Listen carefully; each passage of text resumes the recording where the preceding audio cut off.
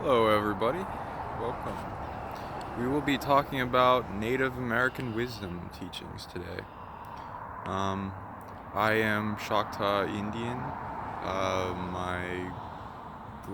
My grandfather was uh, full Shakta, and it's related to Mississippi and the river that goes up and down and a trade route with all the native tribes.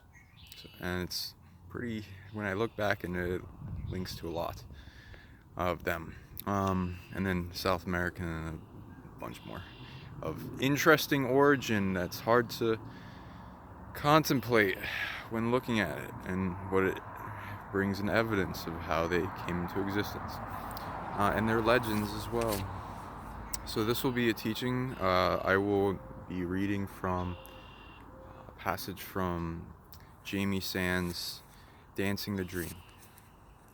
And this will help, I hope, a lot of people. And then I will be continuing a series on how to connect with your ancestors and guides and native original people, shamanic, healing, herbal, working with the land, the reality, the greater awareness, shamanic forms of Akashic access and the records of information, and upgrading our DNA and the dream interaction and becoming more lucid. Much to gain, much to see, much to learn. Thank you, and please like, share, and subscribe if you want more of this. Click the notification bell, and the more people that know about it, the more I know what you guys want as well. The armor used by the spiritual warrior. The third path also offers lessons in Armadillo medicine.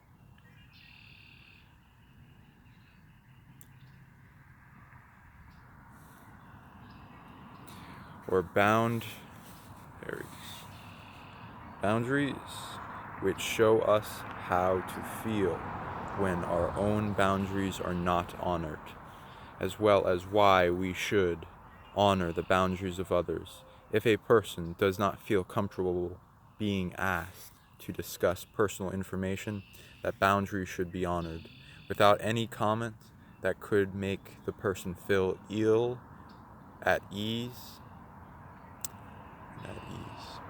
If we are actively embracing our own healing process, there are times when we may feel vulnerable or ultra sensitive. It is totally inappropriate to force anyone who is feeling this raw to interact with others in loud or boisterous activities. On the third path, we are asked to develop our intuitiveness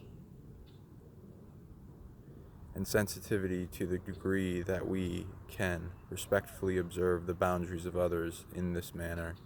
These boundaries lessons are a part of honoring the sacred spaces of others and respecting our own physical and emotional boundaries as well. As we learn more about what is appropriate for us individuals, we gain more of ourselves through the healing process. We're then asked to extend the same compassion and understanding towards others. I observed one woman years ago who was very sensitive when she was experiencing personal trauma or hurt, but who acted loud, rude, and inappropriate when someone else in her circle of friends was vulnerable or hurting. She was swept away with the high drama of the situation and gossiped about the person who was already traumatized. She never realized how hurtful her lack of boundaries was to those of her friends who eventually heard the intimate details that she had dished out without thinking.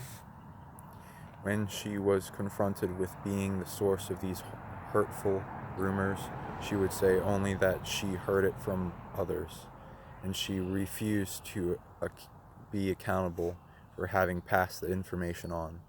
This woman would scream and yell and slam the phone down when confronted with her behavior.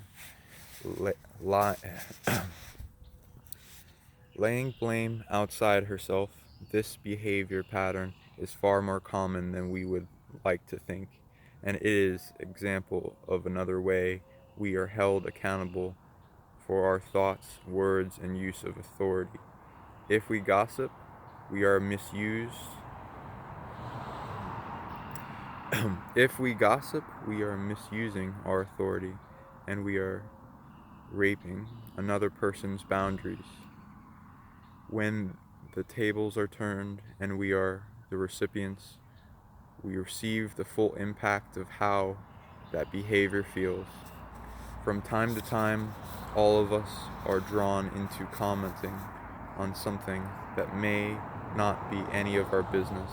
The lessons can be very painful if something we said is twisted by another or is repeated in a rumor that hurts other people. Learning who to trust with confidence can take time and some hard knocks.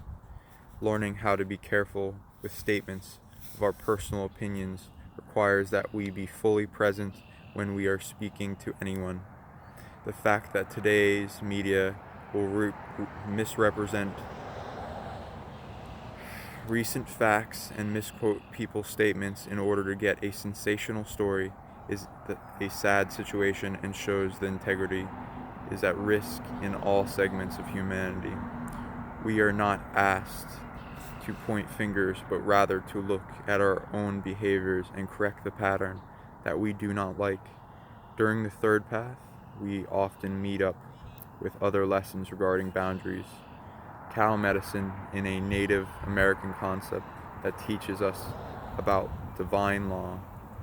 Crow shows us that if we focus on the positive, we are given more positive experiences. If we focus on the negative, the shadow side of human nature will be fed by our negativity and will come alive, feeding our experiences with further negativity. These lessons can apply to internal mental criticism or the external verbal rebukes that demean ourselves or others. There is a big difference between acknowledging what is imbalanced or inappropriate and then working to change the behavior, and beating ourselves up with self-revilement or self-hatred. It is just as inappropriate to allow our shadow nature to strip us of our dignity or our shame us into hopelessness as to allow it to convince us we are superior. In all situations, we feed our life force to the positive or to the shadow and give our authority to one or the other, harvesting exactly what we have fertilized with our life force. The set of lessons that Crow brings into our lives may ask us to find positive things to think or feel about all people in all situations. We do not have to judge any person's shortcomings, but instead we can learn to see any situation or person as a magnificent teacher. Any person who is misbehaving can be showing us what we do not wish to become, or how not to do something. Through thanking the person for the lesson, we can learn to honor the fact that every human being is a messenger or a teacher for us. We are also asked to use discernment or owl medicine, and we are given the choice to forgive and to let go of past pain. It is our choice whether or not to allow the offenders who have been forgiven access to our sacred space at any time in the future. I would like to say, however, it is not necessary to let Coyote back into the hen's house to attain spiritual enlightenment. Thank you again. Like, share, and subscribe for more of this, and let me know if you like it.